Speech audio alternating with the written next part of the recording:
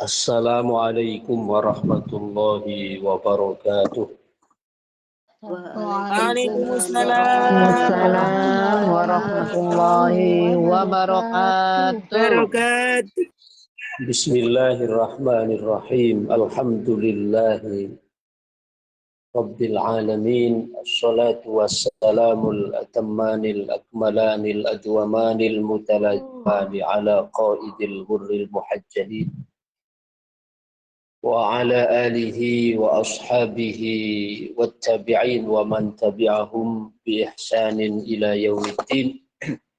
Subhanaka la ilma lana illa ma 'allamtana innaka antal alimul hakim. Subhanaka la fahma lana illa ma fahamtana innaka antal jawadul karim. Rabbana iftah bainana wa baina qaumina bil haqqi wa anta khairul fatihin. Amma ba'd. Bismillahirrahmanirrahim. Pada majelis hari Rabu yang lalu, kita telah membahas hikam ke-75, alima annaka la taqbalun nushal mujarrada fadhawwaqaka min dhawaqiha ma sahhala alaika wujuda firaqiha.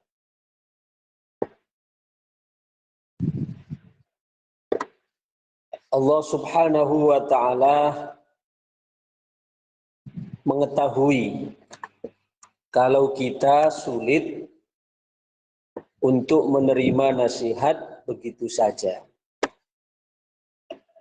Artinya kalau hanya sekedar mendapatkan nasihat berupa nasihat verbal yang berupa kata-kata atau yang berupa kalimat-kalimat, Allah tahu kalau kita sulit untuk menerima nasihat begitu saja.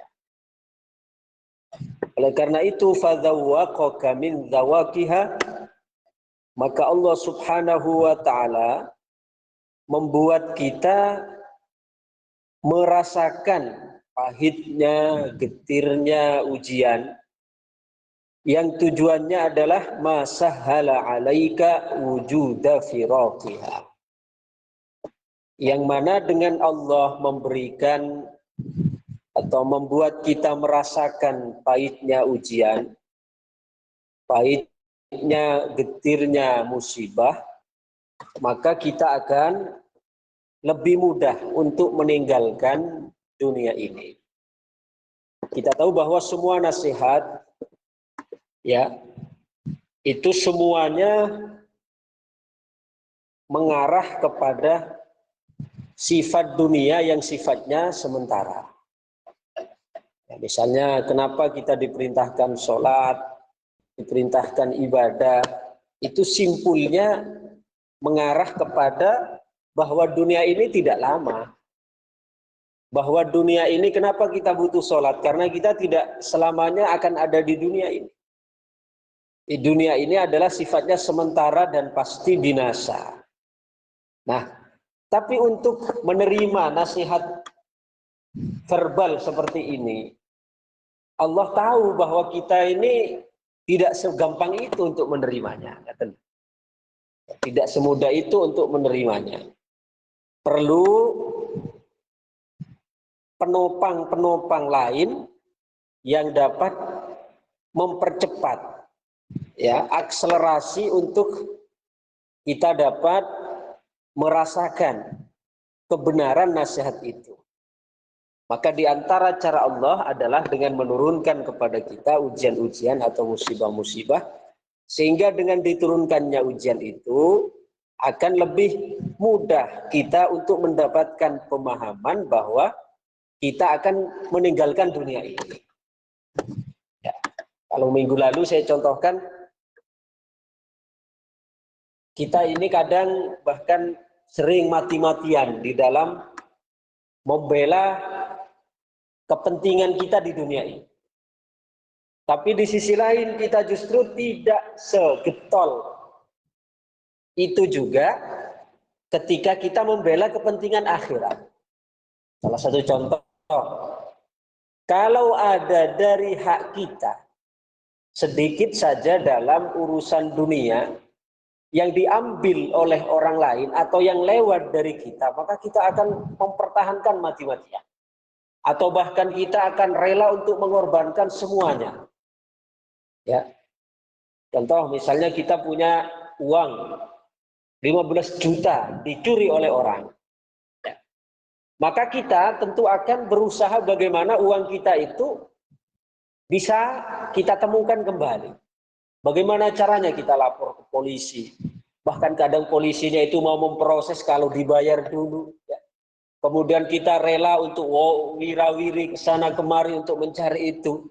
Ya, itu memang betul untuk mempertahankan apa yang menjadi hak kita, itu bukan sesuatu yang tercela. Cuma kadang di sisi lain kita juga perlu untuk merenungkan. Kenapa ketika giliran urusan akhirat kita tidak sesemangat itu? Kita tidak terpanggil itu di dalam memperjuangkannya. Nah, maka Allah Subhanahu wa taala tahu kalau kita ini sebenarnya sulit untuk menerima nasihat begitu saja. Maka Allah membuat satu cara dengan menurunkan ujian, menurunkan musibah, yang mana dengan diturunkannya ujian musibah itu, Allah secara tidak langsung memberikan pelajaran kepada kita bahwa ini loh dunia yang engkau bela mati-matian, itu toh pada akhirnya juga meninggalkan kamu. Ya, pada akhirnya juga meninggalkan kita. Ya, karena selama apapun kehidupan di dunia ini, ya sejaya apapun kehidupan orang di dunia ini, hanya ada dua kemungkinan.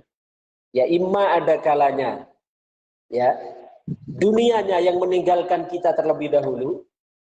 Ya, dunianya meninggalkan kita terlebih dahulu, maknanya mungkin awalnya kaya kemudian bangkrut, awalnya sukses kemudian gagal, ya awalnya berhasil kemudian menjadi orang yang bangkrut dan seterusnya.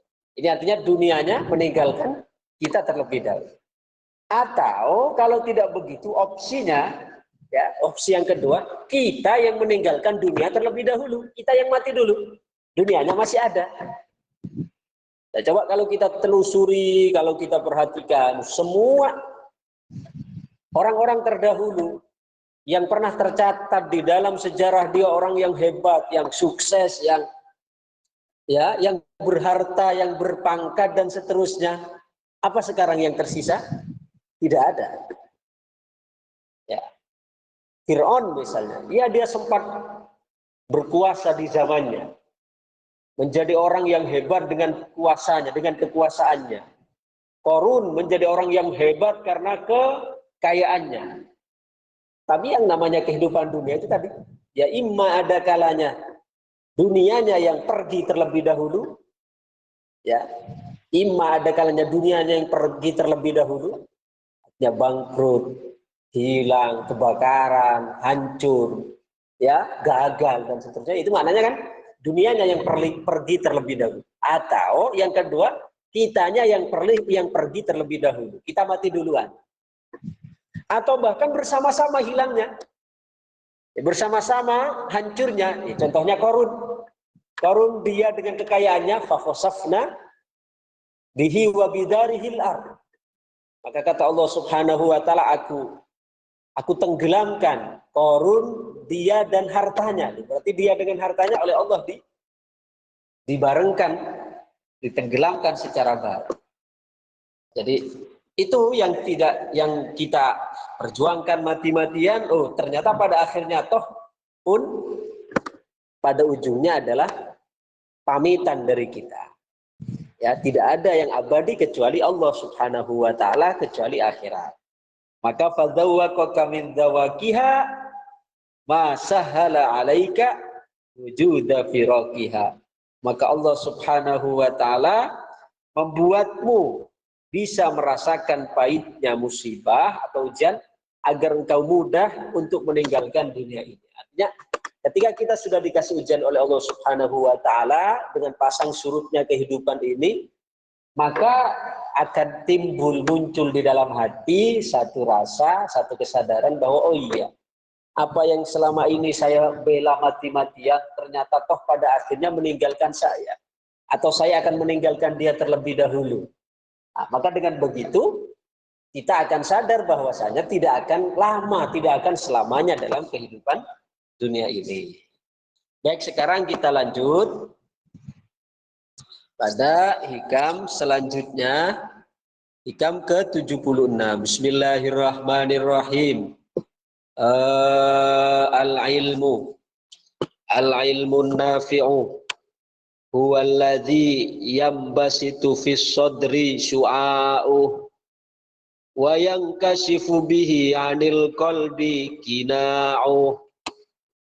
Al-ilmu nafi'u, adapun ilmu yang bermanfaat, huwa alladhi yambasitu fis sadri syu'a'uh, adalah ilmu yang cahayanya melapangkan dada. Wa yang kasyifu, dan menyingkap, ilmu yang bermanfaat itu menyingkap bihi 'anil qalbi kina'u, dan menyingkap, ilmu yang bermanfaat itu menyingkap tirai dari kalbu. Nah, jadi pada hikam ke-76 ini Al-Imam Ahmad Ibnu Athaillah As-Sakandari menjelaskan kepada kita mengenai buah ilmu yang bermanfaat. Karena ilmu yang bermanfaat itu bukan pada banyaknya, tapi ilmu yang bermanfaat itu adalah pada nilai manfaatnya. Al-ilmu nafi'u, adapun ilmu yang manfaat, huwaladzi yambasitu, yaitu ilmu yang melapangkan fis sadri, dalam hati, syu'a'uhu, cahaya.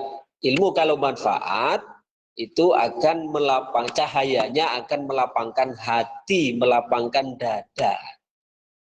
Jadi kalau kita misalnya semula sebelum punya ilmu, karakter kita menjadi orang yang suka ngambek, suka marah, suka fitnah, suka menjelekkan orang. Nah, orang yang keluar seperti itu, keluar fitnahan, cacian, hinaan, marah dan seterusnya, itu karena hatinya sempit. Karena hatinya sempit. Maka ketika ilmu itu manfaat, ketika ilmu itu manfaat, maka akan memberikan masafah, akan memberikan jarak, akan memberikan lapang, akan meluaskan. Hati yang semula itu sempit menjadi lapang, yang semula pemarah jadi penyantun, yang semula pemfitnah, suka menjelekkan orang, sekarang suka memuji kebaikan orang. Nah, itu adalah diantara indikasi dari ilmu yang bermanfaat. Di samping itu, yang kasifu bihi 'anil qalbi kina'uh, dan menyingkap tirai kalbu. Tirai kalbu itu artinya yang semula hati itu tidak kenal dengan Allah, maka jika ilmu tersebut adalah ilmu yang bermanfaat, maka dengan ilmunya dia akan semakin kenal Allah. Semakin kenal Allah. Bagaimana kenal Allah? Kenal terhadap sifat-sifat Allah, kenal terhadap af'al Allah. Ya, bahwa tidak ada peristiwa dan kejadian yang menimpa kita kecuali adalah itu merupakan garis yang diatur oleh Allah, sehingga kita mampu ridho, bisa sabar, bisa ikhlas. Ketika kita sudah sadar bahwa itu dari Allah, maka kita mampu menyabari, mampu mensyukuri, mampu berlaku ridho dan seterusnya. Itu diantara indikasi dari ilmu yang bermanfaat. Monggo yang bagian membaca disilahkan. Ilmu yang bermanfaat ialah ilmu tentang Allah Subhanahu wa Ta'ala, sifat-sifatnya, asmanya, dan ilmu tata cara beribadah kepadanya, dan persopan santun di depannya. Ilmu inilah asmanya itu artinya nama-nama. Asma itu nama dari jamak dari ism. Jadi ilmu yang bermanfaat adalah ilmu tentang Allah, ilmu yang menghantarkan untuk kenal dengan Allah, maksudnya begitu. Kemudian kenal dengan sifat-sifatnya, sifat-sifat Allah. Allah Maha Pengasih, Penyayang, Kenal dengan sifat-sifat itu, bukan hanya kenal, hafal, tapi juga meresapi, mengamalkan. Ya, Allah Maha Penyayang, maka kita juga bersifat penyayang terhadap sesama. Allah Maha Pengampun, maka kita bersifat pemaaf dengan sesama. Itu namanya mengenali Allah melalui sifat-sifatnya. Kemudian asma'nya, asma' nama-nama. Walillahil asma'ul husna fad'uhu biha. Dan milik Allah lah nama-nama yang baik. Maka hendaklah kalian berdoa dengan nama-nama yang baik itu. Ya, jadi Allah punya nama-nama yang menunjukkan kepada keagungannya, yang menunjukkan kepada kebaikannya, yang menunjukkan kepada kesempurnaannya, yang menunjukkan kepada kegagahannya. Itu namanya asma. Kemudian dan ilmu tata cara beribadah kepadanya, bagaimana caranya sholat, bagaimana caranya zakat, ya bagaimana aturan main dalam haji, bagaimana aturan main dalam puasa dan seterusnya. Itu namanya ilmu tata cara beribadah kepadanya. Ya, berkaitan dengan hukum fikih. Tata cara. Jadi tata cara beribadah ini bukan hanya hukum fikih sebenarnya. Kalau tata cara secara zahir itu ilmu fikih. Tapi kalau tata cara mengatur pikiran dalam menata menata pola pikir dalam kehidupan, ini ilmu akidah. Sedangkan kalau tata cara ibadah untuk mengatur kestabilan hati, maka itu ilmu tasawuf. Itu semua masuk dalam tata cara beribadah kepadanya. Jadi beribadah kepada Allah itu bukan hanya melulu ilmu fikih loh. Ilmu fikih itu praktek tata cara zahir. Bagaimana cara wudu, bagaimana cara takbir yang benar, ruku, ya bagaimana cara puasa, zakat, manasik haji dan seterusnya, itu tata cara yang zahir. Adapun tata cara yang batin, bagaimana kita ikhlas, bagaimana kita syukur, bagaimana kita ridha, itu semua juga merupakan cara beribadah kepadanya. Dan bersopan santun di depannya, maksudnya beradab di hadapan Allah. Beradab di hadapan Allah ini maknanya luas. Ya, kita mendapatkan ujian dari Allah, tidak mengeluh, itu adab. Ya, kita tidak mengadukan penderitaan kita kepada orang lain, itu juga adab. Adab kepada Allah Subhanahu wa Ta'ala. Ya, itu yang dimaksud sopan santun di depannya, yakni beradab di hadapan Allah Subhanahu wa Ta'ala. Terus ilmu inilah, ilmu inilah yang cahayanya melampangkan dada sehingga mudah menerima Islam dan menyingkap tirai serta selaput penutup kalbu, sehingga hilanglah segala macam angan dan keraguan darinya. Jadi kita ini yang menjadikan ada keraguan-raguan, ya. Kadang kita masih ada tarodud, maju mundur di dalam ibadah, dalam menjalani kehidupan ini, karena masih ada tirai. Ya, karena ketika tirai itu tersingkap, tirai keraguan-raguan itu sudah terobek, maka yang tersisa adalah keyakinan. Yang tersisa adalah keyakinan. Maka Sayyidina Ali beliau menyampaikan bahwa lau kusifal ghita mazdadtu yakinan, kata Sayyidina Ali. Kalau tirai itu ya dibuka, maka aku tidak akan bertambah keyakinanku. Apa maksud Sayyidina Ali? Begini, kalau kita nilai atau level ibadah kita ini kan mengalami naik turun. Mengalami naik turun. Kadang ketika pas datang kumatnya, rajin ibadah, semangat luar biasa. Tapi begitu datang malasnya juga begitu. Kita begitu ogah di dalam melaksanakan ibadah. Sehingga ketika kita misalnya diberitahu sekali-kali oleh Allah Subhanahu wa Ta'ala, dimimpikan atau bahkan disingkapkan kita tentang siksa kubur misalnya.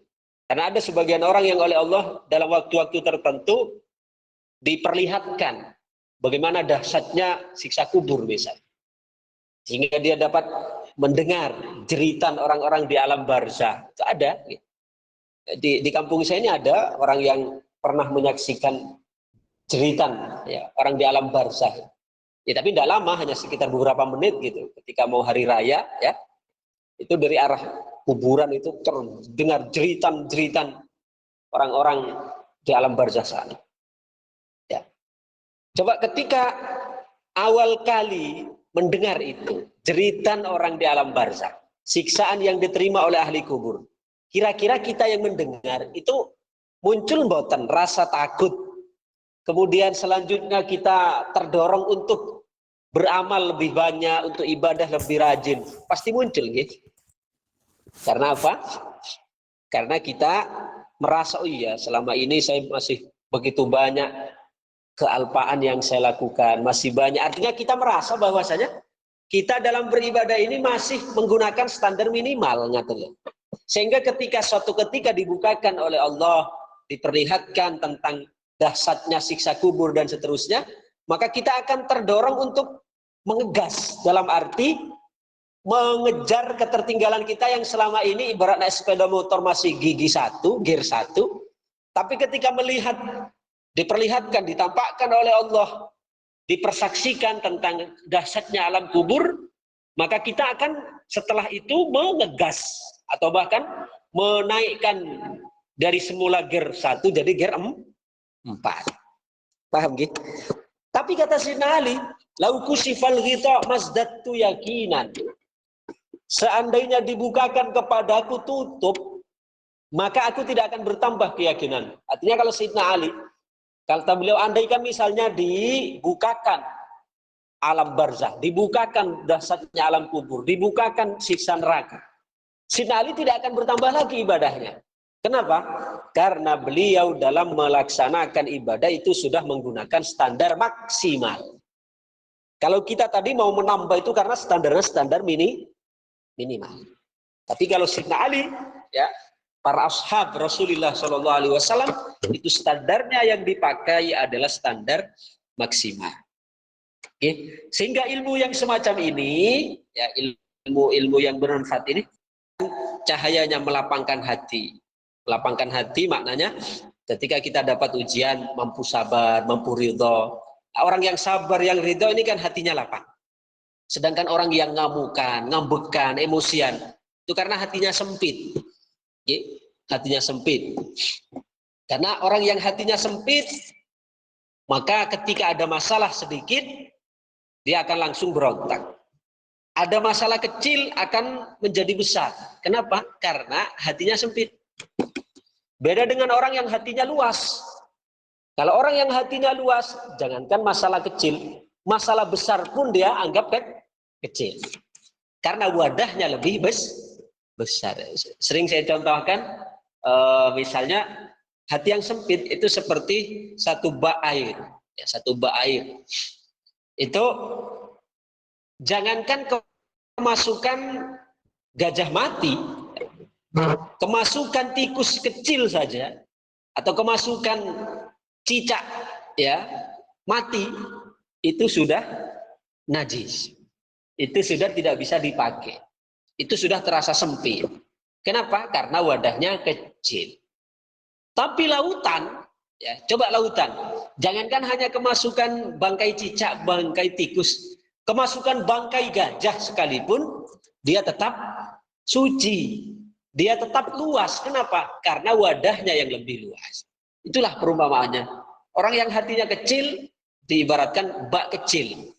Jangankan kemasukan gajah, tidak mungkin. Kemasukan cicak kecil saja mati, maka dia sudah najis, sudah tidak dapat digunakan, sudah terasa sempit. Tapi beda dengan lautan yang luas, jangankan hanya kemasukan bangkai tikus, bahkan bangkai gajah sekalipun masuk ke lautan tetap dia akan suci, bahkan dia tetap terasa luas. Kenapa? Karena wadahnya yang lebih luas.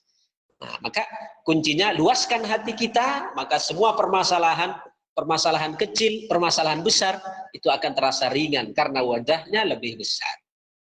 Oke. Malik bin Anas, monggo.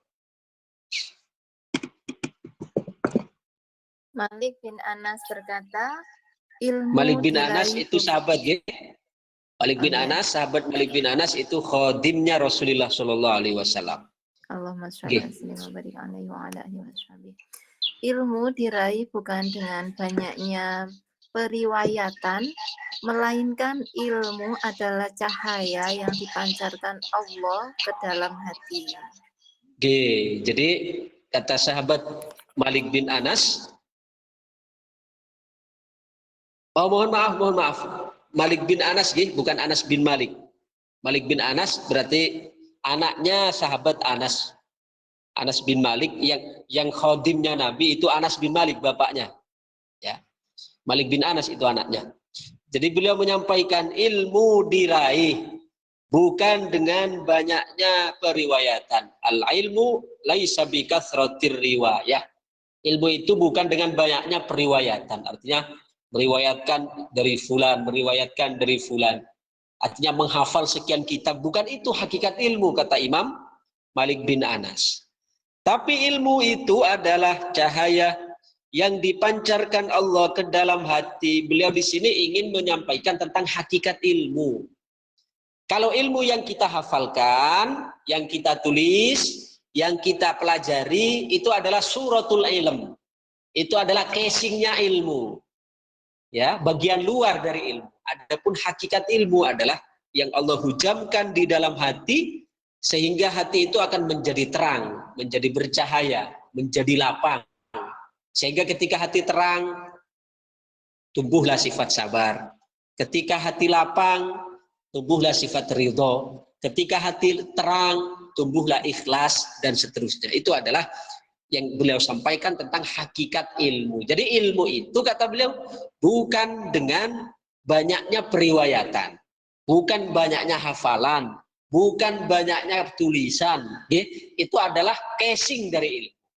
Adapun hakikat dari ilmu, substansi dari ilmu adalah yang terhujam, yang Allah hujamkan di dalam hati, yang kemudian menerangi ya kalbu kita, menjadikan kita bisa ridho, ikhlas, syukur, ya, dan seterusnya, qanaah. Itu adalah hakikat dari sebuah ilmu. Oke, monggo terusnya. Manfaat ilmu. Manfaat ilmu ialah mendekatkan hamba kepada Tuhannya dan menjauhkannya dari pandangan terhadap diri sendiri. Itulah puncak kebahagiaan seseorang hamba dan akhir dari keinginan dan pencariannya. Jadi manfaat ilmu itu adalah yang menghantarkan kedekatan, taqarrub dengan Allah Subhanahu wa Ta'ala, dan menjauhkan dari pandangan terhadap dirinya sendiri. Apa yang dimaksud menjauhkan dari pandangan dirinya sendiri? Begini, dulu saya pernah menyampaikan juga, insya Allah panjenengan masih ingat, bahwa kalau orang baik, kalau orang ikhlas, ya, itu di dalam beramal yang terlihat itu Allah, sedangkan dirinya tidak ada. Ingat, dulu saya pernah menyampaikan begitu. Orang yang betul-betul ibadahnya tepat, dalam ibadahnya dia melihat Allah, dan dia sama sekali tidak melihat dirinya. Maksudnya bagaimana? Melihat Allah bukan melihat zat Allah, bukan. Tapi maksudnya ketika ibadah orang yang ikhlas itu melihat Allah adalah bahwa amal yang dia lakukan itu adalah pertolongan Allah, kekuatan Allah, anugerah Allah, ya, bantuan dari Allah. Itu maknanya melihat Allah. Yang dia lihat, yang dia saksikan itu anugerah dari Allah. Itu kasih sayang dari Allah. Itu maknanya menyaksikan Allah. Dan dia sama sekali tidak menyaksikan dirinya. Jadi ketika dipuji oleh orang, misalnya sampean hebat, Masya Allah, mampu panjenengan sholat malam jam 2 sudah bangun. Kemudian setiap hari baca Al-Quran 2 juz. Kemudian panjenengan masih sholat duha lagi. Panjenengan istiqomah wiridnya. Panjenengan bisa sedekah, panjenengan masih bisa melaksanakan jamaah 5 waktu, panjenengan bahkan dari harta yang panjenengan titipkan, yang dititipkan Allah pada panjenengan, masih mampu berbagi dan seterusnya. Kalau orang ikhlas, orang yang ibadahnya benar, apa yang dia saksikan? Bukan dirinya, tapi Allah. Oh mboten, saya tidak punya kekuatan apa-apa, tapi ini semua Allah yang memberikan kekuatan. Ini pertolongan Allah loh. Yang nampak itu Allah. Paham nggih? Nyata. Dirinya tidak nampak. Dirinya sama sekali tidak muncul. Tapi beda kalau orang ibadahnya itu tidak tepat, kalau ibadahnya itu tidak karena Allah, maka yang nampak hanya dirinya, Allah tidak nampak. Contoh, Masya Allah, panjenengan hebat, bisa sholat malam, mampu sholat duha, sedekahnya banyak, kemudian ibadahnya istiqomah. Kalau orang tidak ikhlas, kalau orang tidak karena Allah, maka apa efeknya? Dia hanya melihat dirinya, Allah tidak nampak. Artinya apa responnya? Oh iya, itu masjid di sana kalau bukan saya tidak akan selesai itu. Wah, saya tiap malam itu baru jam 2, saya bahkan lebih dari itu, jam 1 sudah bangun. Saya memang begitu kebiasaan saya. Dari dulu saya sudah hebat begitulah. Itu berarti apa? Dalam ibadahnya hanya menyaksikan sinten? Dirinya. Allah tidak nampak. Nah, sedangkan ilmu yang manfaat di sini disebutkan adalah ilmu yang mendekatkan hamba kepada Tuhannya dan menjauhkan dari pandangan terhadap dirinya sendiri. Nah, ini yang dimaksud menjauhkan dari pandangan terhadap dirinya sendiri, karena mereka semakin ngaji, semakin lama, semakin ibadah, maka dia semakin tenggelam di dalam melihat bahwa ibadahnya itu pandangan atau anugerah, kekuatan, pertolongan dari Allah. Tapi kalau orang yang ilmunya tidak manfaat, sebaliknya, ibadahnya, ketaatannya semakin mendekatkan, semakin memandang dirinya sendiri, dalam arti melihat bahwa itu prestasinya, itu kekuatannya, itu kehebatannya, itu jeripayahnya. Itu berarti indikasi dari ilmu yang tidak bermanfaat. Oke? Nah, ilmu yang bisa seperti ini dekatkan seorang hamba kepada Tuhannya, menjauhkan dari pandangan terhadap dirinya, ini adalah puncak kebahagiaan seorang hamba. Jadi puncak kebahagiaan seorang hamba itu adalah ketika mampu dia dalam setiap aktivitasnya, setiap ibadahnya menyaksikan itu anugerah Allah, menyaksikan itu sebagai pemberian Allah, ya, dan dari keinginan dan pencariannya. Jadi itulah akhir dari pencariannya, ya. Bagaimana mampu atau dapat menghilangkan keinginan dirinya, ambisi dirinya, tenggelam di dalam melihat anugerah Allah Subhanahu wa ta'ala. Gih, monggo dilanjut. Al-Mahdawi. Al-Mahdawi berkata, ilmu yang berguna adalah ilmu tentang waktu, kejernihan hati, kejuhutan di dunia, dan ilmu tentang hal-hal yang mendekatkan diri ke surga, menjauhkan diri dari neraka, membuat takut kepada Allah Subhanahu wa ta'ala, dan berharap kepadanya, serta ilmu tentang kebersihan jiwa dan bahayanya. Jadi ini Al-Imam Al-Mahdawi, beliau memberikan satu ikhtisar, memberikan satu ringkasan bahwa ilmu yang berguna itu ilmu yang bermanfaat. Ilmu yang berguna, yakni ilmu yang bermanfaat. Ilmu yang bermanfaat adalah ilmu tentang waktu.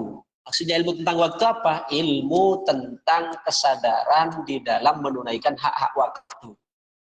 Ya, karena likulli waktin ibadah, setiap waktu itu ada momentum, ada hak-hak yang harus ditunaikan dari ibadah. Oke, itu yang pertama. Ilmu yang berguna, ilmu yang manfaat adalah ilmu tentang waktu. Ilmu bagaimana kita menghargai waktu, bagaimana kita mengisi waktu, bagaimana kita memanfaatkan waktu. Yang pertama. Yang kedua, dan kejernihan hati. Kejernihan hati, bagaimana ikhlas, bagaimana syukur. Kemudian kezuhudan di dunia, ilmu yang menghantarkan kita untuk menjadi orang yang tidak rakus, tidak tamak, tidak serakah dalam urusan dunia.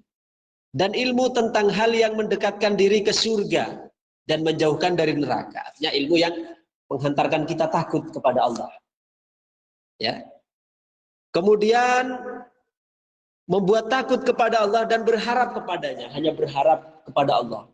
Karena ketika kita takut terhadap sesuatu, maka di waktu yang sama harapan kita juga digantungkan pada sesuatu itu. Contoh begini, kalau kita takut kepada pimpinan, misalnya kita takut kepada bos, takut dipecat, takut di skors, atau takut di apa?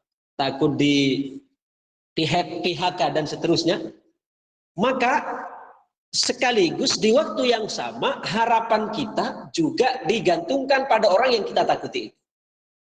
Gitu. Jadi ketika kita takut kepada bos, takut dipecat, takut di PHK, takut disingkirkan dan seterusnya, di waktu yang sama kita juga berharap kepada orang itu. Berharap supaya berbelas kasihan dengan kita, supaya menaruh rasa iba kepada kita. Begitu juga kita kepada Allah. Walillahil matsalul a'la. Ketika kita takut dengan murkanya Allah, takut dengan nerakanya Allah, takut dengan siksaan Allah, maka di waktu yang sama kita menaruh harapan kepada Allah untuk mengampuni kita, berbelas kasihan dengan kita, berharap surganya dan seterusnya. Paham gitu? Karena cuma bedanya kalau kita takut dengan makhluk, maka kita menjauh. Ya, tapi kalau kita takut dengan Allah, maka kita justru mendekat dalam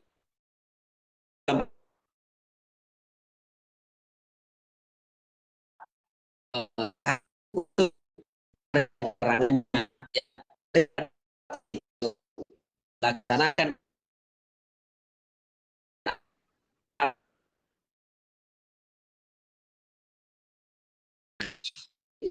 Itu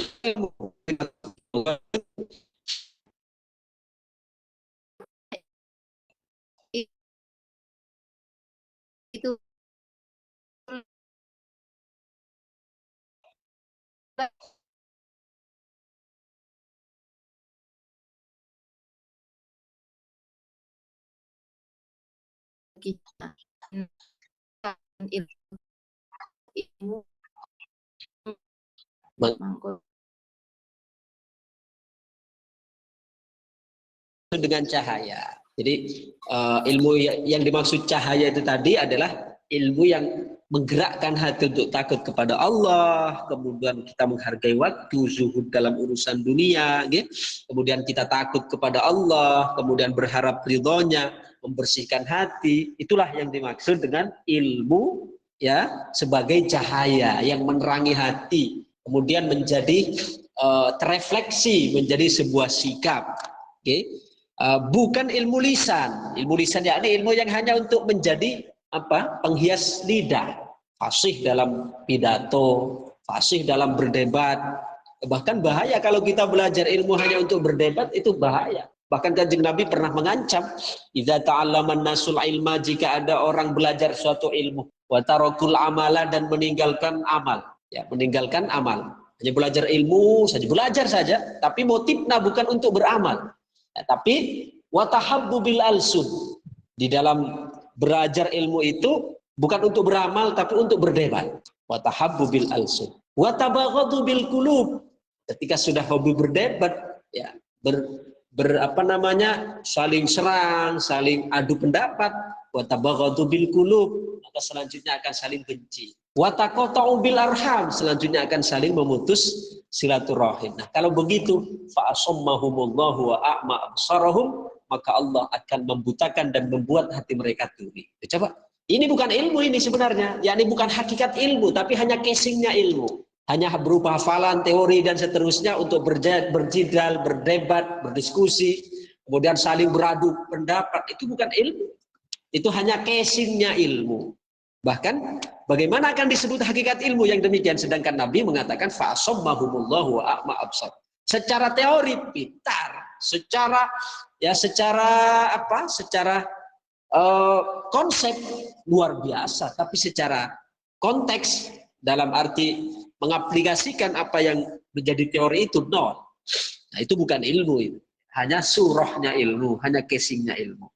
Jadi ilmu yang hakiki itu ilmu yang menghantarkan takut pada Allah, menghantarkan zuhud, menghantarkan kebersihan jiwa, terhadap kebersihan jiwa dan seterusnya. Ya, bukan ilmu lisan, bukan ilmu logika, bukan juga ilmu mangkul. Ilmu mangkul itu ilmu yang disalin. Ilmu yang disalin artinya saya dapatkan dari si fulan berkata begini, si fulan berkata begini. Hanya menjadi menjadi hiasan logika, hiasan lisan yang berkesan, yang terkesan bahwa kita ini banyak mengambil riwayat banyak, ya, bahwa mengambil dari si fulan, tapi kalau tidak menghantarkan kepada takut pada Allah, membersihkan jiwa, maka itu ilmu luar saja. Itu hanya kulitnya ilmu, tapi bukan isinya ilmu. Oke, lanjut. Al-Junaid merangkum. Al-Junaidi merangkum semua keterangan itu dengan kata-kata ilmu yang sesungguhnya adalah ilmu tentang Tuhan ma'rifat dan ilmu bersopan santun di hadapannya. Al-Junaidi, yakni Imam Junaid Al-Baghdadi maksudnya, yang mendapat gelar Sayyidut Ta'ifah, tuannya para sufi. Ya, Sayyidut Ta'ifah Al-Junaidi, jadi itu namanya, nama lengkapnya Imam Junaid Al-Baghdadi, ya, yang mendapat gelar Sayyidut Ta'ifah. Beliau merangkum semua keterangan itu. Jadi keterangan di atas tentang cahaya ilmu itu beliau merangkum dengan kata-kata maksudnya dengan satu kalimat. Bagaimana ungkapannya Imam Junaid? Ilmu yang sesungguhnya adalah ilmu tentang Tuhan, yakni tentang makrifat, ilmu yang hakiki. Ilmu yang sesungguhnya adalah ilmu yang menghantarkan tentang mengenal Allah, karena makrifat itu kenal. Dan ilmu bersopan santun di hadapannya, yakni ilmu beradab kepada Allah. Ya. Jadi ilmu yang menghantarkan seseorang kenal Allah, menghantarkan seseorang beradab kepada Allah.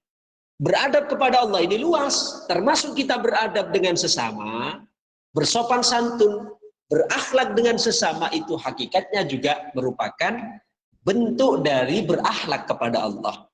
Karena makhluk itu adalah merupakan ciptaan dari Allah. Sehingga ketika kita beradab kepada makhluk, hakikatnya juga beradab kepada Allah subhanahu wa ta'ala. Insyaallah ini keterangannya nanti akan diperlengkap pada hikam yang ke-77, khairul ilmi makanatil khosyatu ma'ahu. Samuntan ingkang saged kula aturaken kullu amrin mufawwadun 'ala Allah. Wassalamualaikum warahmatullahi wabarakatuh. Waalaikumsalam. Waalaikumsalam warahmatullahi wabarakatuh. Betul. Oke, kita doa dulu. Al-Fatihah. Bismillahirrahmanirrahim. Bismillahirrahmanirrahim. Alhamdulillahirabbil alamin.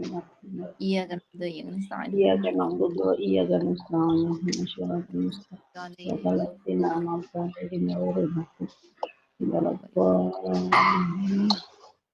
Allahumma salli wa sallim wa barik ala sayyidina Muhammad wa ala alihi wa sahbihi wa barik wa sallim ajma'in. Alhamdulillahi rabbil alamin. Hamda yuafi ni'amahu wa yukafi mazidah ya Rabbana lakal hamdu kama yanbaghi li jalali wajhika wa 'azimi sultanik. Allahumma shalli salatan tunjina biha min jamil ahwal wal afat, taqdi lana biha jamil hajat, tarina biha min jamil sayyat, tarfa'una biha indaka 'ala darajat, tuballighuna biha sal ghayat min jamil khairat fil hayati ba'da mamat. Allahumma inna nas'aluka rizqan halalan wa ilman nafi'an wa amalan mutaqabbalan. Allahumma waffiqna lima tuhibbu wa tardah min al-qawl.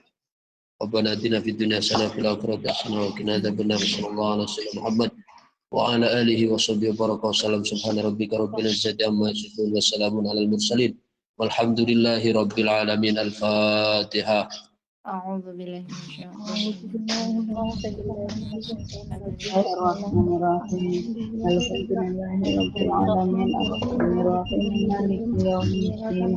Iyyaka na'budu wa iyyaka nasta'in. Ihdinas siratal mustaqim. Shiratal ladzina an'amta alaihim ghairil maghdubi 'alaihim.